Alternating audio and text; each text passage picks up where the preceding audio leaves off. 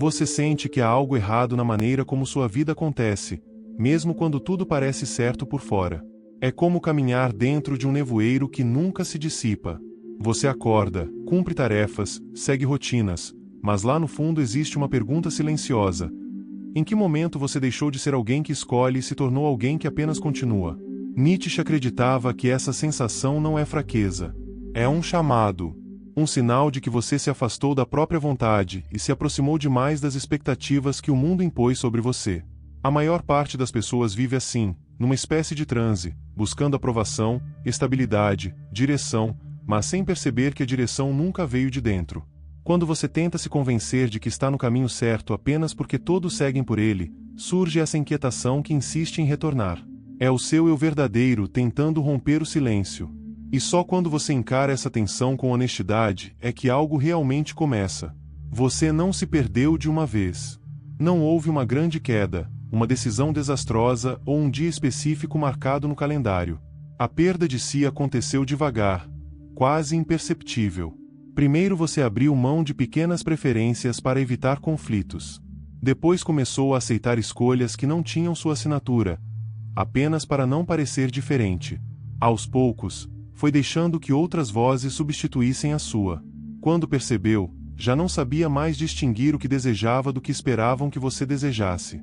Nietzsche dizia que o perigo maior não é o caos, mas a vida organizada demais em torno do que não é seu. A rotina te moldou, os papéis sociais te apertaram, e você aprendeu a funcionar como alguém que parecia adequado, não autêntico. O mais cruel é que você se acostuma a isso. Vai repetindo comportamentos, discursos e objetivos como quem veste uma máscara confortável. Só que, com o tempo, essa máscara começa a pesar.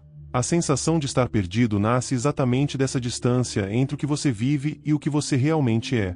E quando esse abismo fica grande demais, a inquietação se torna impossível de ignorar, preparando o terreno para a revelação seguinte.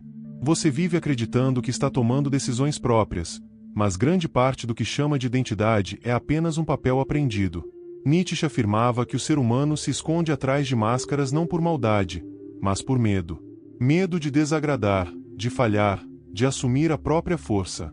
Você repete opiniões que não investigou. Persegue metas que não nasceram em você. Aceita regras que nunca questionou. E faz tudo isso acreditando que está sendo você. Essa é a parte mais cruel da revelação nietzschiana. Você não está perdido porque falta direção, mas porque vive atuando em um personagem que foi construído por expectativas externas. Sua sensação de vazio não é uma falha pessoal, é o sintoma de uma identidade emprestada. Quando você vive como imitador, sua vontade se apaga. Quando você vive para caber, sua essência se retrai. E quanto mais essa distância cresce, mais sua vida parece sem sentido. Nietzsche dizia que o maior risco é confundir adaptação com autenticidade. E é exatamente nesse ponto que a crise se intensifica, abrindo espaço para enxergar as influências invisíveis que moldaram quem você acredita ser. Você vive em uma época em que é mais fácil parecer do que ser. Pela primeira vez na história, você se compara diariamente com milhares de vidas editadas, exibidas como vitrines do que você deveria querer. A pressão silenciosa para seguir tendências, opiniões, comportamentos e ritmos não vem mais apenas da família ou do círculo social. Ela vem de notificações, algoritmos, influenciadores e discursos que se repetem até parecerem verdades naturais. Nietzsche já alertava sobre esse perigo. Quando você deixa que o olhar do outro defina quem você deve ser, você perde o acesso à própria vontade. No mundo atual, isso acontece de forma ainda mais sofisticada. Você é empurrado a performar uma identidade atraente, produtiva, inspiradora, desejável. Só que, ao tentar ser tudo isso, você se afasta de si mesmo. O resultado é um cansaço existencial que não se explica com produtividade, ansiedade ou falta de tempo. É o peso de sustentar um eu que não nasceu da sua experiência, mas da expectativa coletiva. E quanto mais esse eu falso ganha força, mais distante você fica da voz que poderia guiá-lo com autenticidade. Essa desconexão prepara o terreno para compreender a raiz mais profunda do seu desalinho. A sensação de estar perdido não nasce da falta de propósito, mas da falta de espaço para sua vontade respirar. Nietzsche afirmava que o ser humano só encontra direção quando entra em contato direto com aquilo que deseja de forma verdadeira, não condicionada. Só que, ao longo da vida, essa vontade foi interrompida tantas vezes que passou a parecer inexistente. Você aprendeu a pedir permissão antes de sentir, a buscar validação antes de decidir, a medir cada impulso pela reação dos outros. Com o tempo, sua vontade foi ficando fraca, tímida, quase silenciosa. Não porque ela não existe, mas porque você deixou de ouvi-la. A família moldou suas escolhas antes mesmo que você entendesse o significado de escolher. A escola te treinou para obedecer padrões. O ambiente de trabalho te ensinou a funcionar sem questionar. E a cultura repetiu que seguir o caminho seguro era o mais inteligente. Quando você tenta viver distante da própria vontade, sua vida perde temperatura. Tudo continua, mas nada vibra. Tudo avança, mas nada pulsa. Essa ausência de vibração é o desalinho. E quando você começa a percebê-lo, surge a inquietação que marca o início da ruptura. É o chamado interior pedindo para voltar à superfície, porque continuar apagado já não é mais possível. Existe um ponto em que a sensação de estar perdido deixa de assustar e começa a se tornar confortável. Não porque ela seja boa, mas porque ela é familiar. Nietzsche dizia que o ser humano é capaz de suportar quase qualquer sofrimento, desde que ele seja conhecido. O desconhecido, sim, é o verdadeiro terror. Você continua em rotinas que não fazem sentido porque elas te dão a ilusão de estabilidade. Permanece em caminhos que esvaziam sua energia porque eles exigem menos coragem do que mudar. Aprende a conviver com o desconforto como quem aceita uma dor antiga, uma dor que já virou parte do corpo. Só que essa acomodação tem um preço. Quanto mais você se adapta a estar perdido, mais perde a habilidade de se perguntar o que realmente quer. A vida se torna uma repetição automática de gestos sem intenção.